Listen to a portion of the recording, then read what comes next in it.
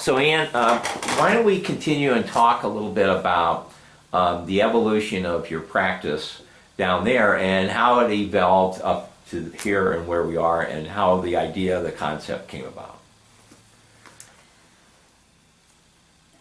There's a lot there. It's enormous. So just tell me about your practice down there, and you made a conscious effort to go down there, and what did Robert think about all this as you were doing this? Sometimes I think, poor Robert, because he's on his own path and he's really clear about his path.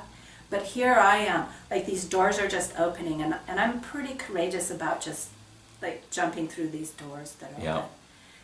And he's like, whoa, are you sure? I rocked his boat. But over the years he's gotten so that he trusts me rocking his boat more. Okay. But it's a challenge. You know, when I would jump through or walk through these doorways that were presented to me, it really changes our life dramatically. So I go from being a farmer and an artist with all this kind of free, unstructured time into, okay, I have a lot of freedom to decide days off, months in advance, but then I have this commitment to people and they schedule on my calendar, and so I'm not so free. Right. And so that's a real adjustment for both of us. I'm not sure that that's the healthiest thing in the world for me to be that structured. I don't, but that's... Well, you have the ability to be as structured as you want, within reason. Well, yes and no. It's like the structure of having a client for a certain amount of time. And if they need you, they need you. Or even my practice is people schedule, and I'm here available for them. Right. I can't just say, oh, it's a nice day, I think I'll go hike. Right. So talk to me about in the early days, and when were the early days then? The mid-90s then, in Kalispell? I started my practice in Kalispell in 93. Okay, and so you were there for 9 years or so? I bought this building, the little building, the original building, in 2000. Okay, so you were doing your practice in Kalispell, and were you with a group or were you an individual practitioner? Individual practitioner. Wow, okay. And, you know, I got a lot of flack for that. People sort of had this idea somehow I should pay my dues, or, you know, I should be under... Be with a group or something? Be in a mental health system. But two things. I had a supervisor. To get my clinical hours for licensure, you have to be supervised. Mm-hmm. And I have generations and generations of self-employment in my background. Right.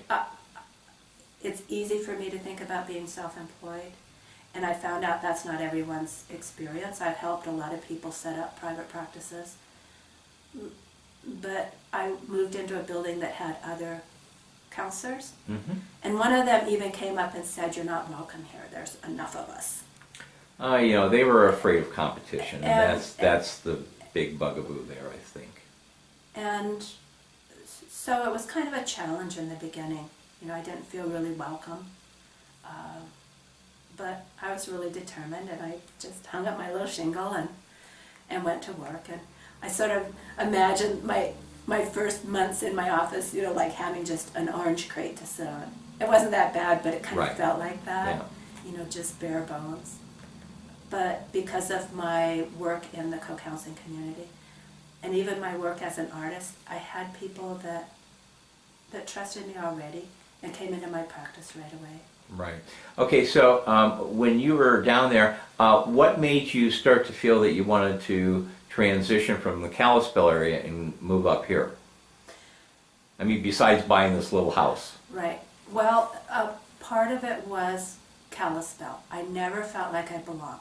Okay. As much as I got involved in Kalispell, it just didn't resonate for whatever reason.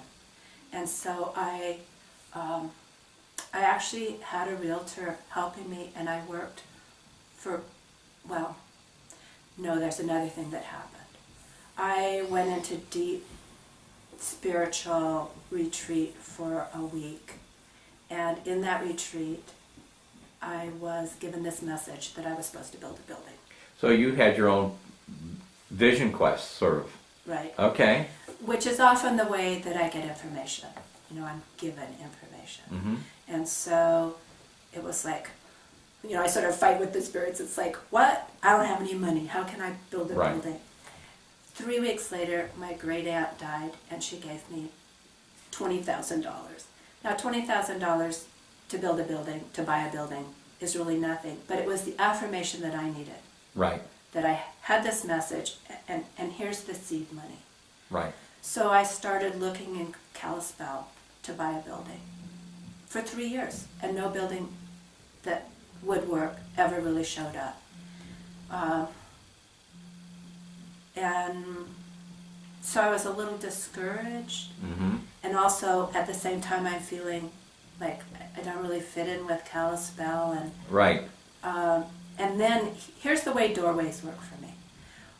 My husband's aunt and uncle wanted him to buy their Tahoe, which is a really big vehicle. Their Chevy Tahoe vehicle, truck, SUV? Yes. Yeah, okay, got it. Because Stuart had Alzheimer's and they weren't really using this. It's not like they gave us a very good deal on this vehicle, but they wanted us to have it. And I said to Robert, I said, let's just treat this as a miracle. Let's just see this as something we don't even know why this is happening. Right. But we're just going to go with it. Right. So we bought this huge vehicle. And I'm commuting. Robert pretty soon didn't want it. He wanted me to take it. So gas mileage and everything. Yeah, Right. and so Tyler and I, my son and I, are commuting to Kalispell. I take him to Montessori school, and I go to work. Well, in 2000, he graduates from Montessori school, and I have this big SUV, and I'm going, what am I doing? I'm not going to commute Right. in this huge vehicle. So when I decided that, I said, well, I'm going to look for a building in Columbia Falls. Within a week, I bought a building in Columbia Falls. That's how fast it was. From having the gift of this Tahoe that suddenly was like way too big, I wasn't going to do anything in Kalispell anymore because of this Tahoe. That's the gift of it. Right. But I have learned to let those things be doorways and windows and Let them miracles. happen because they open up something else that you may Yeah. not even be aware of that's happening. And sometimes I kind of know that that's what's going to happen. Like it's some sort of gift. I don't know what it's going to do. I don't know what it's going to unpack. Right. But I know I just have to go that way.